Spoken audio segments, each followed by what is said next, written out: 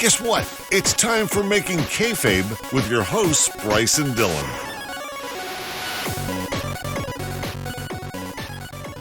All right, let's get to it. Welcome to Making Kayfabe. I am neither Bryce nor Dylan. You're probably wondering, who the fuck is this guy? Well, my name is CJ Palmisano, and Bryce and Dylan asked me to be here. I'm from the Not Another Wrestling podcast, but I'll get into that later. Today, I'm here with Bryce and Dylan, and we're going to be talking about the amazing Season 3 they just had of Making Kayfabe. Guys, thanks for having me on. How you both doing? Doing very good, man. Thanks for jumping on. Really appreciate this. Yes. Off to the rails already. Dylan's going, yes. just what Bryce said. I did just say, Dylan, any question you get in this podcast, just answer yes. So, you know, keep it safe. Just say yes. Oh, man. But anyway, Do you like Viscera? Yes. Yeah. Stevie Richards? Yes. Oh, yes. Maybe a little too much. Oh, man. But, yeah, thank you guys both for having me on here. We're going to be just shooting the shit, having a little conversation, and talking about the season you guys just did. So I had you guys on my podcast back in December, and Bryce, you and I did a podcast on Kurt Angle. Yep. Well, an episode on Kurt Angle on my podcast, and we've always kind of kept in contact. We've on Twitter or emails or whatever the case may be, and we've just kept in contact. And you guys are really cool dudes, and I'm just genuinely a big fan of your show, so I'm glad to be here. I guess kind of going into all this. When season 3 was going on, you know, all the episodes you guys have done with the Luke Harper, the Mike Awesome, you know, the most recent ones, the end with Kurt Angle, Sanity, Bret Hart, and the John Cena heel turn. How did you guys kind of decipher, you know, okay, we want to do this to start, maybe this in the middle, we want to end with it. What is it? Do you guys kind of have a formula as what you want to do with these stories? Because obviously some are bigger stories than the others. Yeah, for some of them, the way we plan a season is that we need some big names in there. So, you know, that's why you've got your Kurt Angles in there, you've got your Bret Harts, you've got your John Cenas, and I think it's just a case of sprinkling, some lesser known stories in there as well, and that keeps things kind of looking good. The reason, obviously, we chose Luke Harper as the first episode was because it was very recent that Brody Lee unfortunately passed away, and Dylan and I were both kind of shook by that. So we thought, what better way to kick it off than, you know, to pay tribute to a guy who was just brutally underused in WWE and who, you know, basically proved that in his run in AEW. So. But yeah, generally it's fan suggestions. It's our own kind of conversations about, you know, who to cover next, and then some of it's just you know, spontaneous. I mean, Taka Michinoku, that the third episode, that wasn't planned at the start of the season. I think that was just Dylan and I talking, and just what was it, Dylan? I think I watched maybe an episode of Raw or something and saw Taka Michinoku almost win the WWF Championship, and I can't remember exactly how that came about. I mean, I literally think that's what it was. You had seen that episode with that match between Triple H and Taka Michinoku. That's right. And you were like, boy, wouldn't it have been great if Taka had won the belt right then? I'm like, it sure would have been, Bryce, but neither of us have a podcast where we rebook wrestling. You were like, that is, and then a day later you're like, wait a minute, we actually do have that. But yeah, Bryce is pretty correct in that, we do take a lot of fan suggestions too. So what we do is we'll come up with for this season, for season 3, we came up with, I think, 3 rebookings of our own that we definitely wanted to put in. Yeah. And we just kind of see what the fans wanted to talk about. Or like Bryce said with the Taka Michinoku one, sometimes it's kind of spur of the moment. So we always leave a little gap. So we have a little bit of wiggle room. You know, we'll come up with a couple of big ones and then we'll figure out the rest. Bryce, I think you remember that we actually talked about doing the Bret Hart episode last season. Yes. I think that was going to be the closer to season 2. And then we just, wasn't it the NWO? NWO was closer to season 2, yeah. And that was the fans. It just was so big that we were like, all right, we'll see if Bret Hart for leader, you know, because Bryce said, we need some big names. And that Bret Hart one, we thought that's going to be a big one. People still to this day look back at Bret Hart's WCW run and think, what the fuck happened there?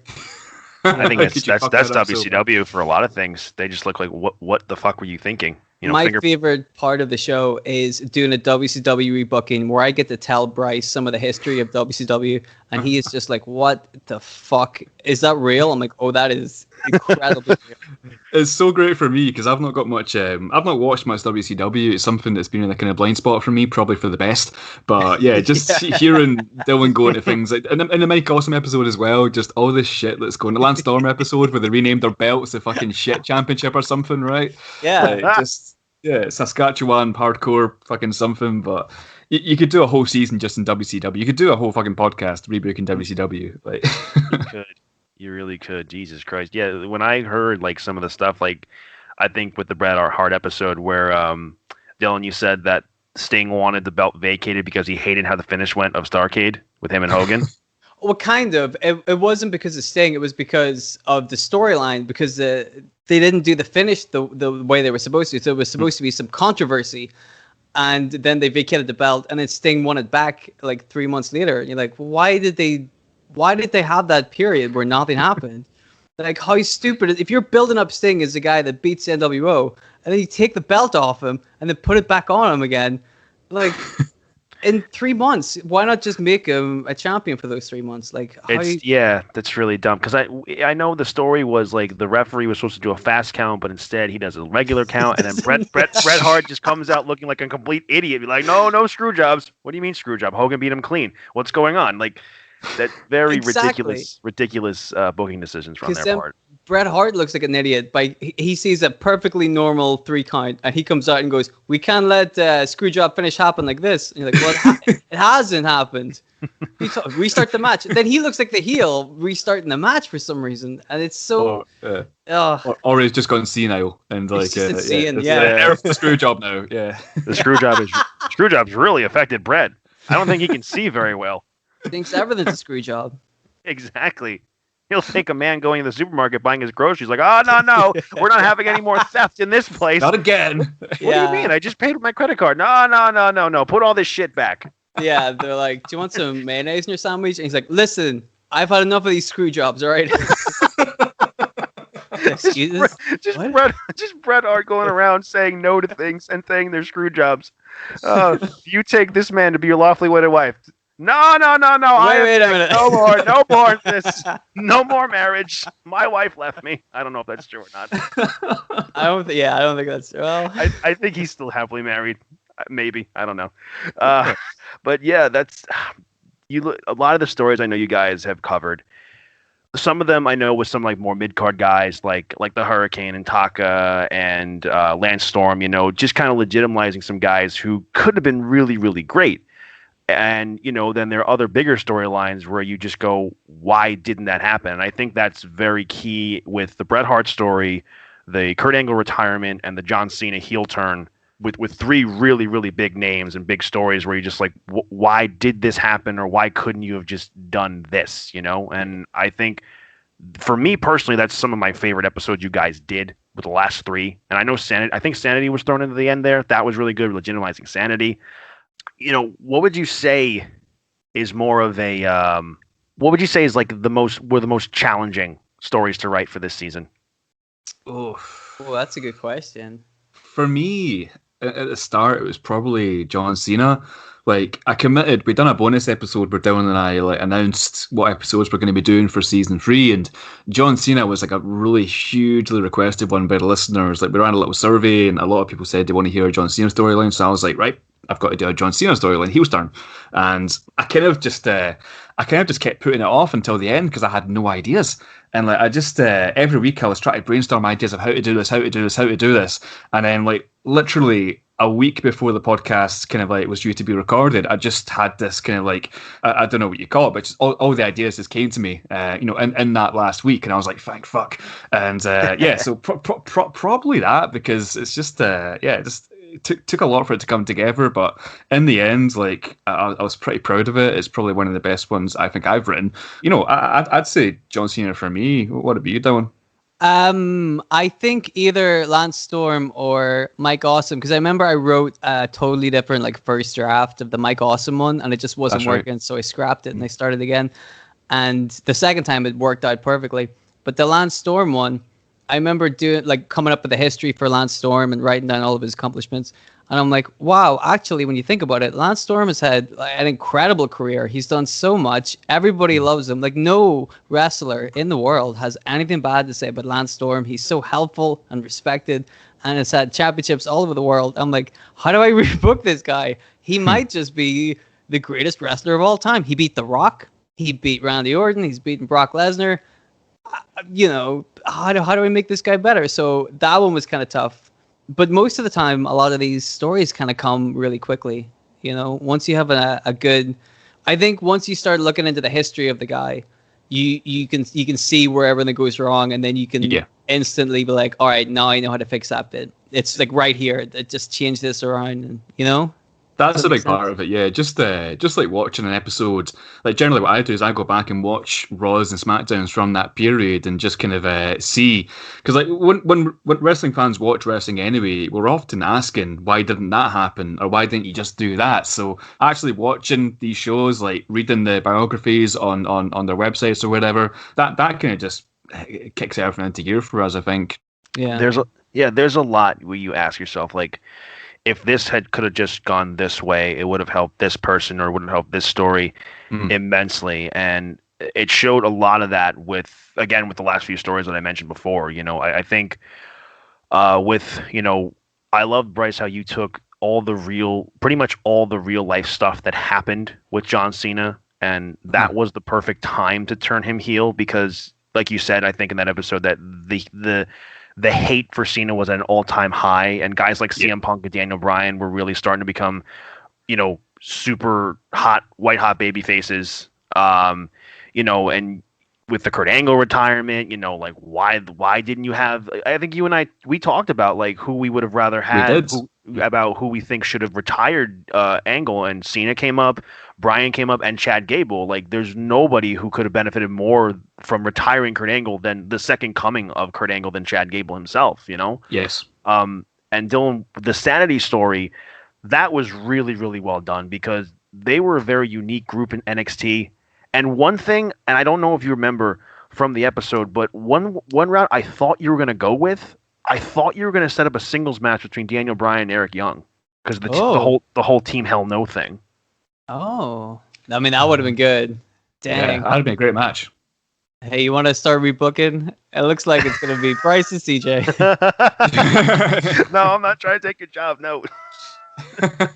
No, but overall though, that was really good how you set them up. You set them up as an established team. I think towards the end you mentioned like if you wanted to, you could kind of have Wolf and Big Damo be go for the tag titles. Maybe you could have Eric Young be in the upper mid card going for the IC title, and you just legitimize everybody. I loved how you just, Nikki Cross was the one who was introducing them, like, oh, not yet, and then you just wait, and then they just demolish everybody, and having them pair against guys like New Day was perfect. I think that was like a big fantasy match for that. I think that was Mania 35 because I think they debuted after Mania 34, if I'm not mistaken. I don't remember exactly, but that was a big rumored, like fans were wanting, do Sanity versus New Day, do a 3-on-3 tag. Like that would have been a really great match for that year's Mania, or at least for a SummerSlam or something, because those guys are just, it breaks my heart because, now we don't have Sanity anymore. But we have this alternative universe where you guys rebook these guys into better wrestling, into better stories being told for them.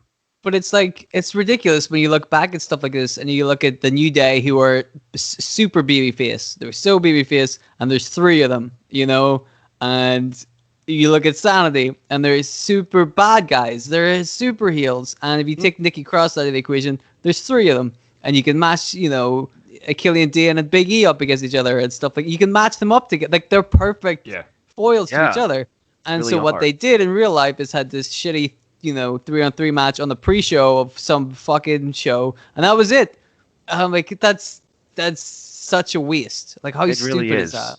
Because when you look at their tag division now, it's like it's non-existent. Like the WWE tag division these days, if you look at the main roster, is like New Day, and then and SmackDown has a decent tag division, even though it's only 4 teams. But at least it's something. But we lived in a day where we had so many tag teams where you had anybody could have been a believable tag team champions. These days, it's just like well, we'll break them up.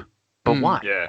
You Or know? we'll throw Oh, these two dude. random guys together with no story. Yeah. Yeah. That fucking grinds my gears. These days, it's so annoying to watch the WWE breaking up tag teams and then doing nothing with the breakup or any of the people involved. Like we were talking about Heavy Machinery, right? Why split up Heavy Machinery just to release Tucker and do nothing with Otis, right?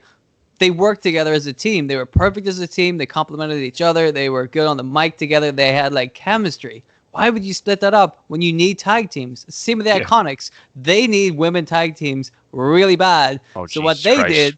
what they did was take one of the only legitimate tag teams they had, split them up, pair them both up with other people they don't have chemistry with, and then release them both.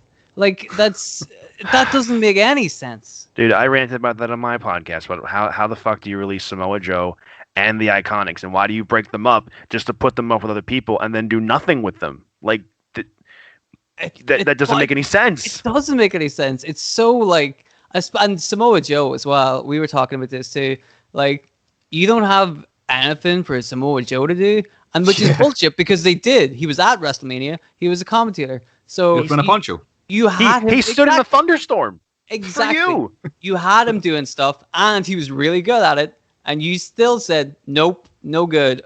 It's just unbelievable, dude. I don't know, Samoa Joe of all guys, like he is literally an all-rounder. He can talk, he can wrestle, he looks menacing, he's got everything. And like, of all the guys to let go, you chose him. Like, for goodness sake. It just boggles my mind, right? It's unbelievable. Yeah. I don't know if you guys ever saw, like, there was a video that Adam Pacitti on World Culture, he posted a video of, and he goes, what Samoa Joe can do in less than a minute. And they're setting up the Elimination Chamber match. He comes down. Oh, yeah. Randy Orton, Jeff Hardy, Mustafa Ali, Daniel Bryan, like dresses them AJ, down, runs them down, like just roast every single one of them in less than a minute. I'm like this guy is like your best mic guy. He feels absolutely real. He doesn't feel fabricated. He doesn't feel cookie cutter. I believe like if I met Samoa Joe, this is the guy I'm meeting in real life. Right, yeah. But like he looks like a fucking monster. He's not just like he's not just some guy like talking shit. He's Samoa Joe. He can take a fight. Like he can actually make the sport look like a sport. He can fight. He can make it look legit. And they're like, no, fuck that guy. But the Miz, yes, sign him up for 600 more years. I mean, like, right? Put my own bias for the Miz aside. If you were running a wrestling company and you had to fire somebody and you had the choice between Samoa Joe and the Miz, I mean, sorry, Joe, you gotta go. And Joe, you gotta go. Hey, I mean, I don't hate on Miz as much as you do, Dylan, but again, like Joe, the talent is clearly there. They could have done so much for him. Like even if like they don't want him to wrestle, okay, he was doing great on commentary. You can't say he couldn't have been like a trainer down in NXT. He couldn't have been like a backstage producer or something. Like exactly. That's anything for him. Help people with promos. That's what I thought about Mickie James as well. I'm like, you can't have Mickie James training other people. Are you shitting me? She has so much experience. She was on like the NXT like takeover pre-show and stuff. She can talk too. Why are you getting rid of all these good people? I know. What's wrong with you? I don't know, man. Like, but WWE just does shit just for the hell of it, But in turn, though, I'm sure this gives you guys a lot of different story ideas. I know you guys with your Patreon page. I know you have a Billy Kay storyline set up. But maybe this can lead to, who knows, like a thing with Samoa Joe. Maybe this could lead to a thing with the Iconics. You never know, because this just feeds fuel to the fire for your stuff. Well, yeah. What happened was right before those releases happened, me and Bryce were talking about what the next Patreon video was going to be, and I was talking about maybe Mickie James and maybe Samoa Joe, and we like Bryce was like, yeah, I think you should go with Samoa Joe. I'm like, okay, cool. And then like a day, like probably like 12 hours later, those were like Mickie James has been released, and I was like, hey Bryce, I think I should go back to that Mickie James storyline. And then literally 5 minutes after that, Samoa Joe got released. So Bryce was like, it's Samoa Joe. So I've written up this. We've done the Samoa Joe episode, and I've half written the Mickie James episode. So that they're coming. Yeah, the Samoa Joe one's going to the Patreon on May 1st, and like, yeah, Mickey James definitely coming after that. But it's funny because like we literally, I wrote and recorded the Billy Kay episode literally a week before the release, Yeah. the release season. It's just how going back to that, how can you not do something with Billy Kay? Like she's so talented. She makes like she was given absolutely the worst fucking gimmick on SmackDown. She made it great and hilarious, and just. Such a damn shame, man. All these people got released. But hey, that's what you say. Going back to your point, CJ, it's it literally is fuel to the fire for us because WWE just can't help but fuck up at least once a week. So we've got like plenty of material to take us right into fucking for the next century. It's almost like you don't want them to get better because then Yeah, you're gonna have to wait for like Impact or New Japan or AEW to fuck up. Be like, okay, we got. But I don't know. If you look hard enough, there's always a fuck up. We'll be okay. Yeah. Even in some of the best storylines written, like look at the Attitude Era. The Attitude Era wasn't perfect. There's some questionable things at the very least. There was some real bullshit there. Like I think people look back at it with rose-tinted glasses, but then when you watch it again, you're like, wow, some of this really sucked. Yeah. But all people remember is the main events. That's what they remember, and those main events were electric. But a lot of the other stuff was a little. Hit or miss, to say the very least. You had, I don't remember the whole Billy Kay thing. A lot of people say that she may be charismatic and she may be great on the mic, but she wasn't the best worker. I mean, you can teach people how to wrestle. You can, you can improve her stats. Yeah, even without that though, great manager. Great. Yeah. I don't want to give anything away from the Patreon episode, but great backstage official. She can talk, she can get anyone over. So that I agree, she's not the best wrestler in the world, but do fucking something with her. Don't just let her go.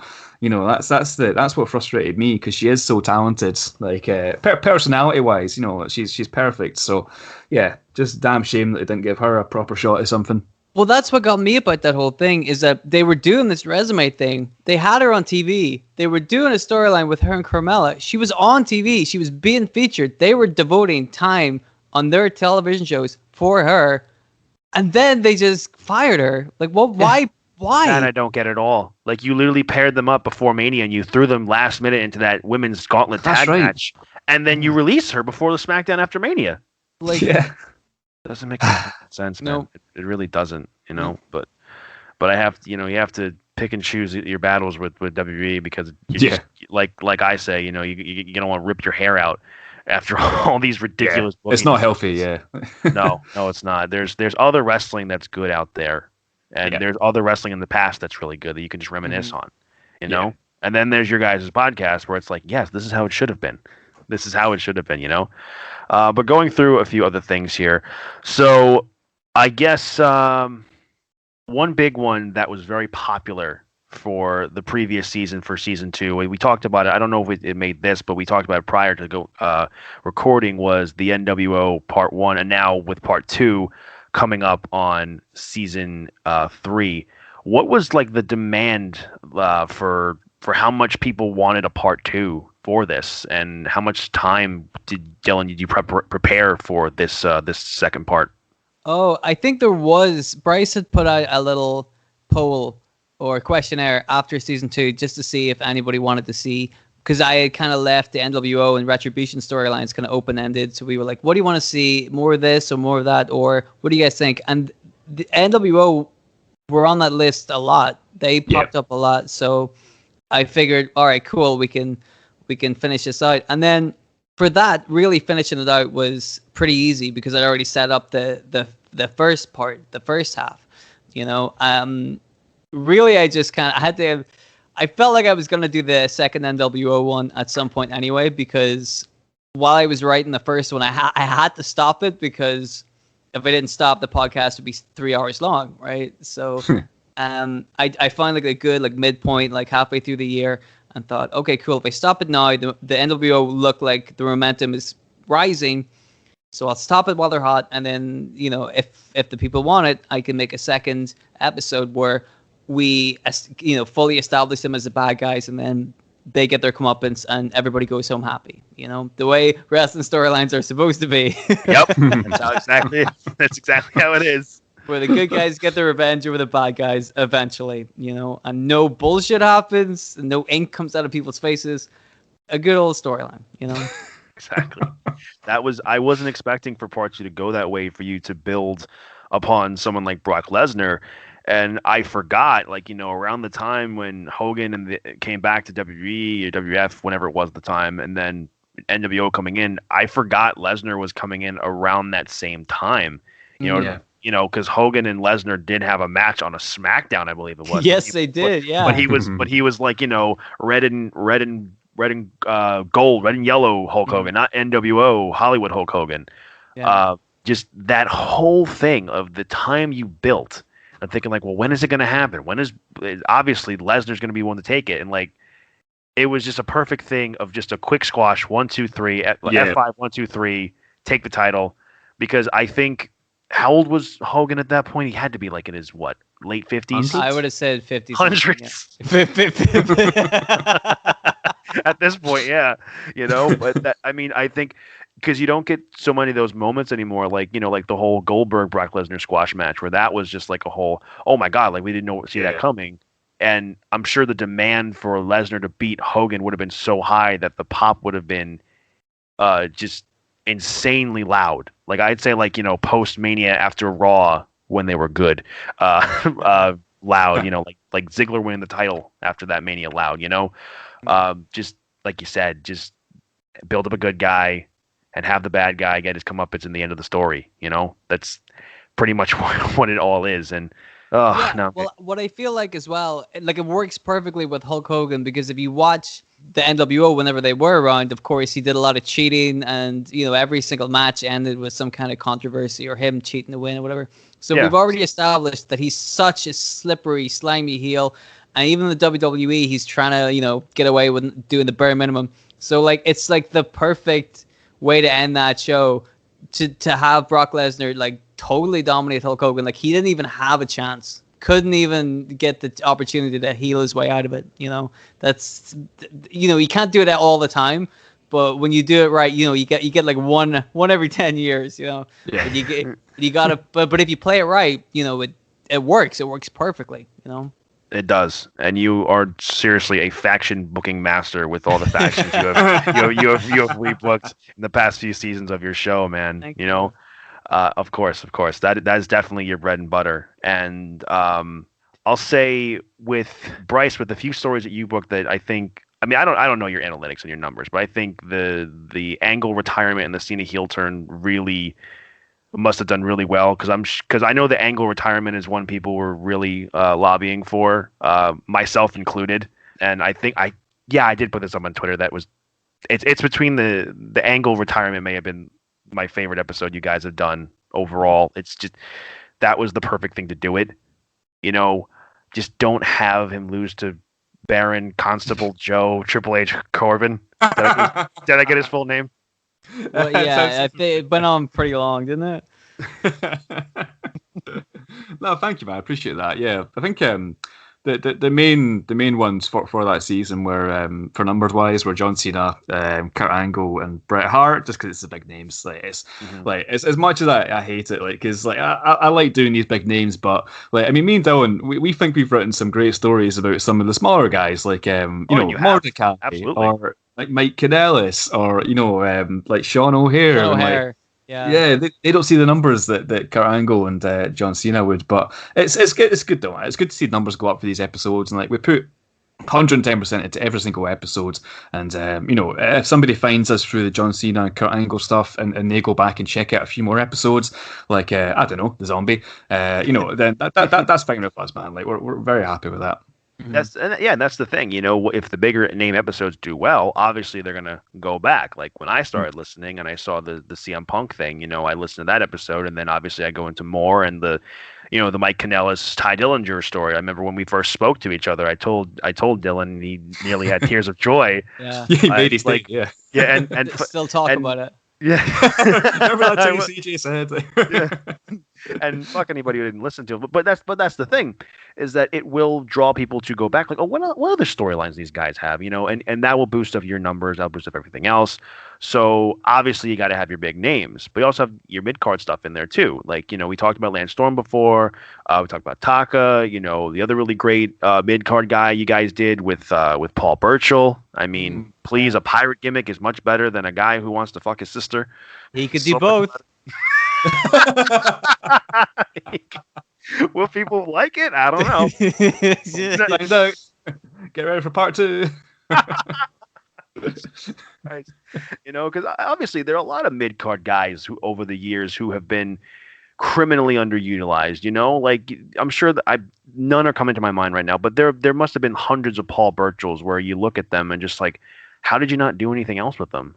I don't know. I can think of a few. Viscera, Stevie Richards, Reno. Reno is the biggest ball drop in the history of wrestling. Former WCW Hardcore Champion Reno. Yeah, everybody's favorite. Wasn't he confirmed to be in AEW? I saw something you guys posted. Yes, right. Reno is all elite. It was a mystery announcement, the one that it turned out to be Christian. Like, I was just saying who we wanted to be. Fortunately, it wasn't Reno. I think Reno turned him down. He was the first choice. Yeah. Busy man. Yeah, he's got a lot of offers on the table. He's got more offers. He's got. I mean, look, he probably wants to go for more of a work rate. I think New Japan's probably the place he wants to go. Yeah, exactly. He's in that kind of position now in his career where he can kind of pick and choose where he wants to go. He's had such an illustrious career. He can choose where he wants to work. Yeah. Yeah, exactly. Like, he'll make Tony Khan and Cody Rhodes wait for him. He'll be like, hey, he'll go to New Japan and be like, listen, AEW want me, but if you can match this, I'll be like, I mean, they're all working together anyway, so he probably will end up in AEW. See, but it'll be worth it. It'll be worth like all the money they're going to spend on Reno. That'll be worth every penny. The viewership they're going to get, it's going to. You think about this, at least two people will watch the show. You think about this. You look at the correlation between Reno retiring and the decline of professional wrestling viewership, and I think you'll find they're very, very similar. Back when Reno was around, wrestling was at its height. Everybody watched it, right? Reno retires in like 2002 or whatever the fuck. Nobody gives a shit anymore. I'm just saying. Wrestling started a slow decline downwards since Reno retired. I mean, that has to be the reason. Right? The numbers are all there, man. I mean, the facts. It's a fact. It's a fact. It is. Yeah, it is a fact. Maybe they could have given him the Kurt Hawkins. It's a face the facts gimmicks. Maybe that would have saved wrestling. Who knows? But another episode that really, I think, for me at least, did really, really well. I have to talk about quickly is the Shayna Baszler episode. Oh, I wasn't expecting that episode to come in. Was that kind of a last minute thing for you there, Dylan? Yeah, kind of. I really like Shayna Baszler, and as I think we've alluded to throughout this show, not a big fan of Nia Jax. Mm-hmm. Hardcore Hardcore Holly. Yes. Well, I'm a much bigger fan of Hardcore Holly than I am of Nia Jax. I like the team of Shayna Baszler and Hardcore Holly more than. Oh, Shayna that Baszler would right. Those two people together would legitimately beat the shit out of people. Yes, that's what I want to see. That's awesome, right? But pairing Shayna Baszler up with Nia Jax is so ass backwards because Nia Jax, she looks intimidating, but she can't wrestle, right? She's not good. She's not good at anything. She's not good at promos or like looking intimidating or like trying to look like she knows what she's doing, keeping people safe. She's awful. So I'm like, why would you take somebody as good as Shayna Baszler and stick her in the ring with Nia Jax? Is bizarre. So after I had seen some stupid tag match earlier in the year, and I think it was like Asuka and Charlotte. Maybe it was the one before this, but it was like, Shayna Baszler, Asuka, Charlotte. Look at those three people in the ring. Three of the best women's wrestlers in the world right now. And also fucking Nia Jax. Instead of that part, why don't we come up with a storyline with these other three really good women wrestle each other? Wouldn't that make way more sense? But no. So after seeing that, I'm like, I've just had enough of Nia Jax. Fuck that. Just why didn't they make Shayna Baszler a fucking badass straight off the bat, right? Yeah. It's because you know what scares me though? Like, you know what scares me? I genuinely think Shayna Baszler would be one of those people on that release list if she wasn't with Nia Jax right now. Like that's the sad thing about it. Like that's. I'm not saying that because I think she's not talented. It's because she is talented, but she was so underutilized. Like for a long period before she was with Nia Jax, she wasn't doing anything. She wasn't being used. So like I can only imagine she'll be the next one to go, and her career will probably be better for it. But it's just the way things are. Like somehow Nia Jax is keeping Shayna Baszler on television, not the other way around. Right? Like how does that work? They got rid of Billy Kay and Peyton Royce, and they capped Nia Jax. They got rid of Mickie James. They capped Nia Jax. The releases. Samoa Joe. I know. Right. So why didn't have Samoa Joe beat up Nia Jax? Yeah. I mean, they're gonna have Ambrose do it, and then they pulled back. Like, actually, no, we don't want to do this. Right, because she'd probably fuck it up. Yeah, probably. We can't trust Nia Jax to get her ass kicked. Yeah, exactly. She'd find a way to just trip over her own shoelaces and whoops. Whoops. Oh, my hole. She's. Yeah, but then they find a way to fuck up something we actually think is funny that she did. Right. Oh, that's right. They kept going back to the whole my whole thing. I'm just like, what? That's nothing WWE does. They find something that we fans like. It's that's actually really funny. That's actually really good, and then they'll shove it down our throats. Oh, you like Nia Jax saying my hole? Here's her hurting her hole all this time every week on Raw. Like, no, it was just a spur of the moment thing. That's why it's funny. No, you don't get comedy, do you? Yeah, it's like we don't like Nia Jax now. That's not. You don't have to keep putting her on TV and saying my hole. It was funny because she landed on her hole at one time, and now we don't have to see it ever again, right? Just one time thing. That's fine. You know what I mean? It's on YouTube. We can watch it then. We're grand. No more Nia Jax, please. But bring in Hardcore Holly. Bring in Hardcore Holly. Bring in Hardcore Holly. In conclusion, bring in Hardcore Holly. Yes. Exactly. Yeah, he would bring a lot more to the women's division than Nia Jax. That is 100% true. Yeah. Oh man, Jesus Christ! So, just a rant on Nia Jax, man. Oh man. So, I guess another thing we can go into with all of this is, kayfabe Tombola has been a big thing that's really, I think it's safe to say, exploded for this past season. You guys are getting more submissions for kayfabe Tombolas than you guys having to write them for each other, wouldn't you say? Oh yeah. Yeah, definitely. Yeah, it was great to get all these fan submitted ones in because it means that I don't have to do Dylan's ones. But no, I think all 12 episodes had like a fan submitted Tombola, which was awesome. Like we just kept getting them in. It's like it was really kind of redeeming for us because it's like we put a lot of work into these episodes and like it shows that people are listening, which is fucking awesome. And like you listen to this podcast right now, we fucking appreciate you, man. Thank you. But yeah, it's I've grown to appreciate it more since we've been doing these Patreon episodes because that has gone back to Dylan doing the kayfabe Tombolas, and he is torturing me with these Tombolas. I was gonna ask, like, Dylan, how many of you had waiting for Bryce in these kayfabe Tombolas? I actually, truthfully, I did have 2 ready to go, and I was so like, as soon as Bryce. I had asked him, like, how are the bonus episodes going to work? Are we going to have to write our own Tombolas? And Bryce was like, oh, no. Yeah. Oh, no. Yeah, because I already had 2 in the bank. I had 2 in the bank ready to go. Because you already have listeners where, if they're not subscribed to the Patreon, they're not going to hear it. So, yeah, you guys would have to write your own Tombolas again. Exactly. Fucking nightmare, mate. Nightmare. Oh, we got some good stuff. Oh, man. But it's always fun stuff, though. Like, I jest. Like, they are, like... That's what we do for each other in kayfabe Tombola. We kind of, like, just mess with each other, and then... But at the end of it, we do usually come up with a reasonable storyline, even though the situation is just, like, fucking wacky. So, it's... props to Dylan for making me think, is what I'd say. Oh, but I love that, though. I'm like, the stupider the better. Like, just throw whatever you got at me. Make it the hard. Some of them have been really hard. And I'm like, all right, let me see how I can make this work, That's my favorite. We'll give a quick spoiler for the Samoa Joe episodes coming up on Patreon, but I think it was Perry Saturn has a match on a bridge, I think it was. Oh, yeah. Oh, Hang on, where was let me find where that Tombola was. Because I have it written down. But I think the suggestion was has to have a feud involving something to do with a bridge. That's right, yeah. And, who the fuck knows what that means, right? It's however you take it, however you interpret it.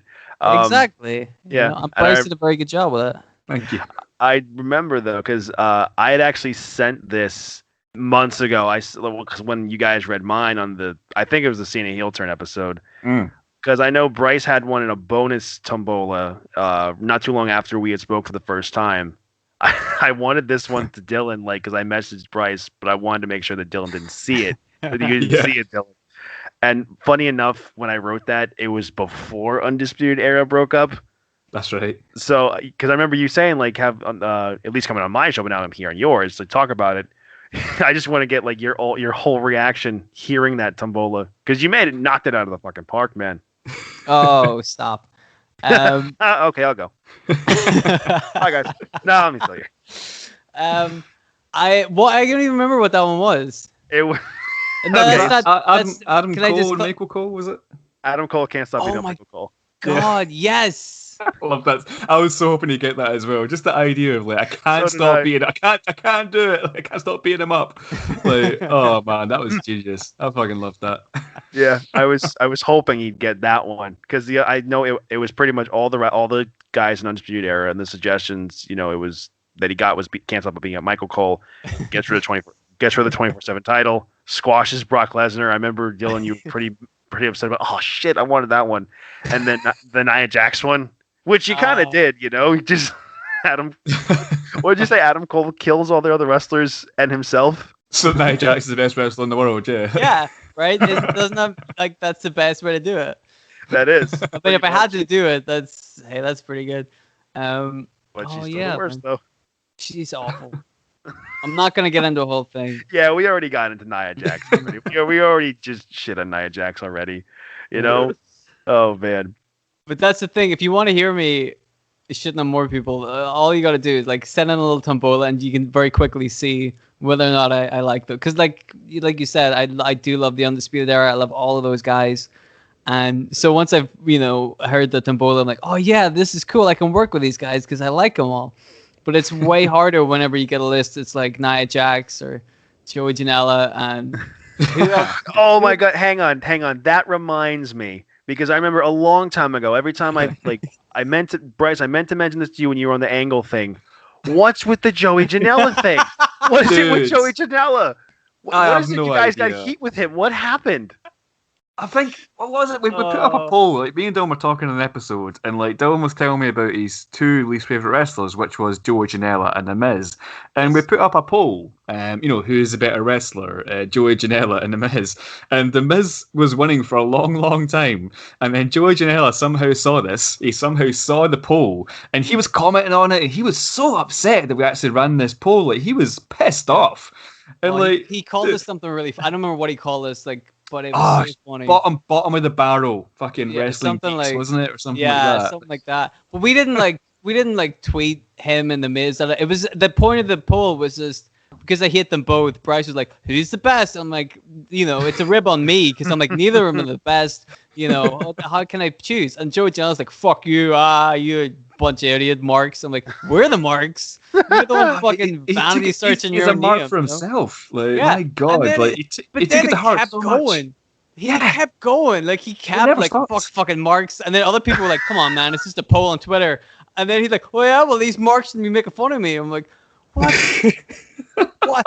How come all the other pro wrestlers aren't picking fights with us, Joey Janela? Maybe they got shit to do, Dude absolutely lost his shit. He really did. He got really oh my god! I couldn't believe it. What is going on? I don't remember what episode it was I heard, but something about Joey Janela, and he got into a thing with you guys. I've been meaning to ask guys for so long, and I'm glad you guys brought him up. Gee, oh my god, dude, we're confused as you are. We had no idea what was going on. Well, after that, my opinion on Joey Janela didn't change a whole lot. I was still. But what was funny was before that, Bryce, you were like, "What's wrong with Joey Janela?" And then after that, you were like, "Fuck that guy, he's a prick." Yeah, exactly. I dislike Joey Janela. I mean, he tried to get into a fight with Enzo at a Blink-182 concert, and I almost went to that show in New Jersey. Like some of my buddies went, and I'm like, ah, shit, I wish I went. And then I saw that on Instagram and Twitter the next morning. I'm like, damn, now I wish I really went. Like, it's like Joey, like fucking punk him out or something. I'm like, if you're losing I fights to Enzo Amore, like, come on, man. Because I think Janela said some bad things about Cass. I think when he was going through some serious health problems. Yeah. And Enzo took offense to that, which he should. That's his best friend. Yeah. So and that's why. And then they're both from Jersey. They both live in Jersey, I think. So they saw each other. They wanted to fight. Like Janela he was all fucked up. He was drunk, and Enzo might have been drinking too, but Enzo looked like he would have been able to handle himself better. Like he was way more in control of himself than Janela. Like Janela dipped when he tried to pull his fist up in his butt. He's like, all right, come on, let's go. The video's out there somewhere. It's just funny. If Joey Janela is a mark for himself, he'll probably find this podcast and find the analytics. Skip to the end of this episode, be like, these fucking marks again. I'll fight him. Let's promote a show, and the main event's gonna be me versus Joey Janela, and nobody's gonna want to watch that main event. Nope. You might get some people. Fucking prick podcast guy versus one of the worst wrestlers in the world. What a main event! Jesus Christ, man. Oh man, I don't know what it was. Like when I heard that, I'm just like, yeah, Janela seems kind of a. Now I'm hearing this, yeah, he seems like a prick. I don't know. The guy's probably frustrated with the way things are in AEW. They probably didn't turn out the way he wanted them to, and he's probably just taking it out on you guys when you're just literally just like, we're just asking a question.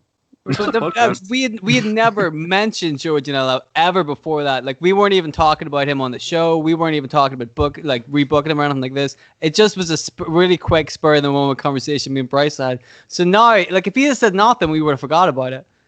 You know, but because he had to mention it, now we're like, yeah, fuck that guy. You know, and not just mention it, but persist in mentioning it and replying to everybody. Like, come on, dude.